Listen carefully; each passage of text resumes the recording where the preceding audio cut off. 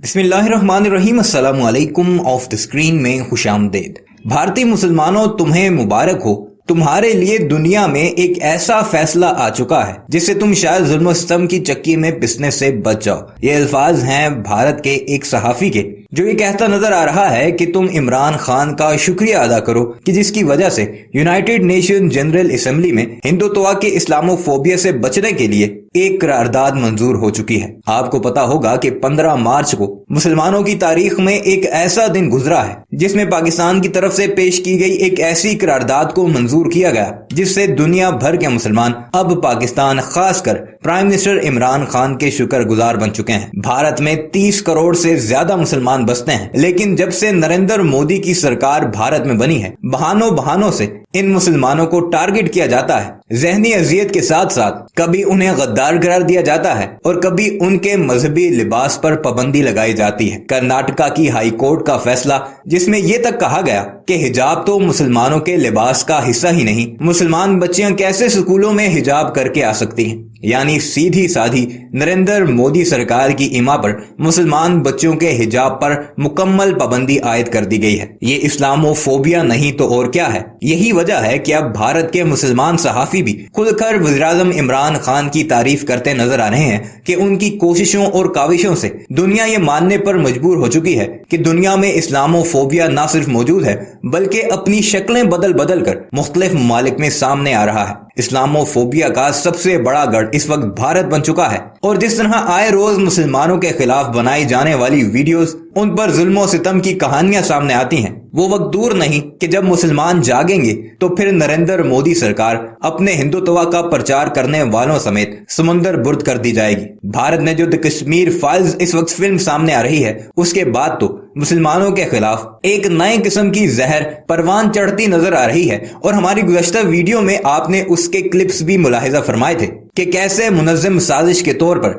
RSS के गमाश्ते नरेंद्र मोदी सरकार की इमा पर न सिर्फ मुसलमानों पर जुल्म कर रहे हैं बल्कि उन्हें गोली तक मारने की बातें की जा रही हैं। अब भी वक्त है कि मुस्लिम ममालिक के हुक्मरान एकजुट होकर नरेंद्र मोदी सरकार को एक तगड़ा पैगाम इसी ओआईसी कॉन्फ्रेंस में दें जो आइंदा चंद दिनों में पाकिस्तान में होने वाली है। और उम्मीद की जा रही है कि नरेंद्र मोदी को ये सब मिलकर लगाम डालेंगे। आइए आपको भारतीय सहाफी की जुबानी मुसलमानों की इस कामयाबी पर मुसलमानों को मुबारकबाद देता हुआ दिखाएंगे, जिससे आपको वाज़ेह हो जाएगा कि दुनिया भर में कहीं भी मुसलमान पिस रहे हों, वो अपना लीडर पाकिस्तान को मानते हैं और पाकिस्तान ही धरती में एक ऐसा वाहिद मुल्क है जो बगैर कॉन्सिक्वेंसेस की परवाह किए हुए मुसलमानों की आवाज दुनिया भर के ऐवानों तक पहुंचाता है। मगर वीडियो पर आगे बढ़ने से पहले आपसे गुजारिश है कि हमारे इस चैनल को जरूर सब्सक्राइब कीजिएगा और कमेंट सेक्शन में अपनी कीमती राय का इजहार भी जरूर कीजिएगा। भारत के मुसलमानों को जो खबर जाननी चाहिए वो जानते नहीं हैं और जो नहीं पता होना चाहिए उनको पता होता है। अभी आपको लिख के दे रहा हूं, जो बात बताने जा रहा हूं, भारत के 90% मुसलमानों को पता ही नहीं होगी। इसीलिए भारत का मुसलमान हर जगह बुरी तरह से पिटता है और भारत के मुसलमानों का हाल ऐसा इसीलिए है। आपको बता दूं, भारत को तगड़ा झटका, यानी भारत सरकार को, यानी मोदी जी की सरकार को, यानी भाजपा सरकार को सबसे बड़ा झटका और तो और मुस्लिम देशों की काफी बड़ी जीत और मुसलमानों के हक में पहली बार कुछ अच्छा हुआ, वो भी यूएन में। आपको बता दूं कि ये सभी जानते हैं कि किस तरह से पूरी दुनिया में इस्लामोफोबिया यानी मुसलमानों को गलत दिखाकर मुसलमानों का डर फैलाया जा रहा है। और भारत में अगर आप रहते हैं तो आप अच्छी तरह से समझते हैं, भारत में मुसलमान इतने हैं, दूसरे इतने हैं, लेकिन इतने मुसलमानों से इतने लोगों को किस तरह से डराया जा रहा है, वो भी सरकारी तंत्र का इस्तेमाल करके। अब देखिए, इसी बात से समझ लीजिए, अभी वो द कश्मीर फाइल आई है, 89 कश्मीरियों के मारे जाने पर फिल्म बनाकर मुसलमानों के खिलाफ एक सरकारी प्रोपेगेंडा शुरू किया गया। लेकिन तथ्य यह है कि 1 कम 90 हिंदू हमारे भाई तो मारे गए, लेकिन 1000 से ज्यादा दूसरी कम्युनिटी के भी लोग मारे गए, लेकिन वो इनको नजर नहीं आया। इस्लामोफोबिया का सबसे बड़ा गढ़ इस वक्त भारत बन चुका है और ये जानबूझकर बनाया जा रहा है। ये सिर्फ लेटेस्ट आपको सुनाया है मैंने। इस्लामोफोबिया का तो भाई एक और लाइव एग्जांपल है।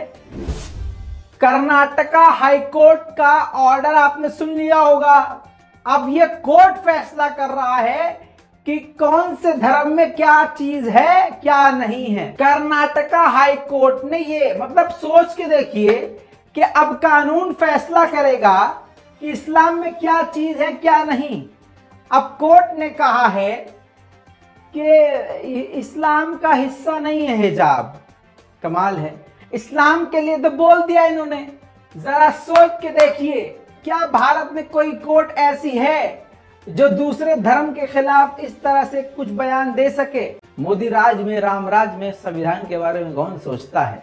बहरहाल ये सब आपको दिखाना जरूरी था।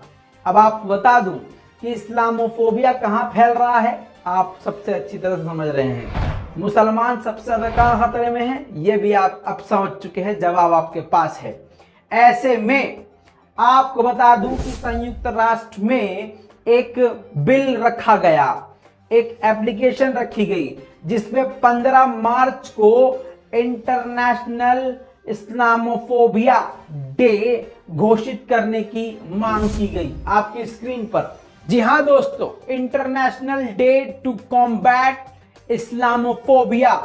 दोस्तों आपको बता दूं कि ये काफी बड़ी बात थी और इसमें जीत हुई। ये बिल पास हो गया।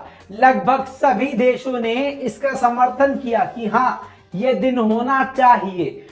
पूरी दुनिया में मुसलमानों के खिलाफ, इस्लाम के खिलाफ डर बढ़ाया जा रहा है, बहकाया जा रहा है। आपको बता दूं कि ये प्रस्ताव पाकिस्तान की तरफ से रखा गया था, जिसे Saudi Arab, Iran, Qatar, Bahrain, UAE, Bangladesh, Afghanistan, मिस्र, Indonesia, Iraq, Jordan, Kazakhstan, Kuwait, Kyrgyzstan, Lebanon, Libya, Malaysia, Mali, Maldives, तुर्की, तुर्कमेनिस्तान, युगांडा, उज्बेकिस्तान और यमन, और ये मुस्लिम कंट्रीज का समर्थन मिला। इसके अलावा ओआईसी में जितने मेंबर थे मुस्लिम, सबका समर्थन तो था ही, लेकिन 8 नॉन मुस्लिम बड़ी कंट्रीज ने भी इसमें इस्लामोफोबिया के खिलाफ लड़ने के लिए इस एप्लीकेशन के हक में वोट दिया, जिसमें रूस और चीन भी शामिल था। अब आप समझ लीजिए कि इसके अगेंस्ट सबसे ज्यादा तकलीफ किसे हुई, सबसे ज्यादा इस प्रस्ताव के खिलाफ कौन बोला, तो दोस्तों वो सिर्फ और सिर्फ भारत था। भारत ने ये बिल देखते ही विरोध जताया और समझाने की कोशिश करी यूएन में कि यूएन के अंदर अगर धर्म के मामले के अंदर बोलना शुरू कर दिया तो फिर और भी धर्म वाले आ जाएंगे।